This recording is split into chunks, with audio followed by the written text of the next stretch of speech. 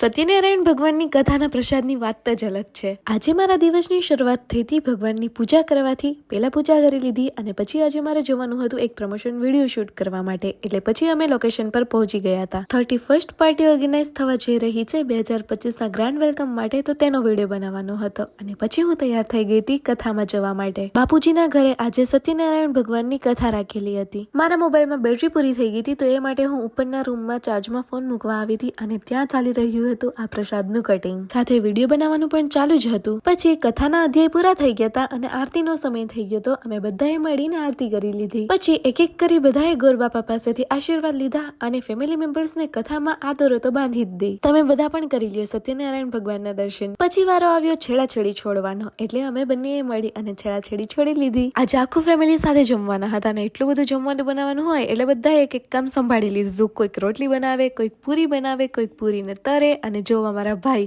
જે ફ્રીજ હતા અને એ બસ ભાભીને ઇન્સ્ટ્રક્શન આપતા હતા। પેલા બધા ભાઈ, પપ્પા, બાપુજી એ લોકોને જમવા બેસાડી દીધા હતા અને ત્યારે અમે હજી ગરમા ગરમ પૂરી અને રોટલી બનાવતા હતા। એ લોકોએ જમી લીધું પછી હું, મારા મમ્મી, ભાભી અમે બધા જમવા બેસી ગયા। જમી લીધું પછી એટલા બધા હતા એટલે કામ પણ ફટોફટ જ થઈ જાય। આ બધા અહીંયા બહાર બેઠા હતા અને હવે વાતો ચાલતી હતી તાપણી કરવાની। અને સાચે એ દિવસે ઠંડી પણ બહુ વધારે હતી। હું ખાલી થોડી વાર સ્વેટર વિના બહાર બેઠી ને તો મને એટલી ઠંડી લાગવા લાગી અને આ બેનનો દાંત પડી ગયો એટલે લોહી નીકળવા લાગ્યું।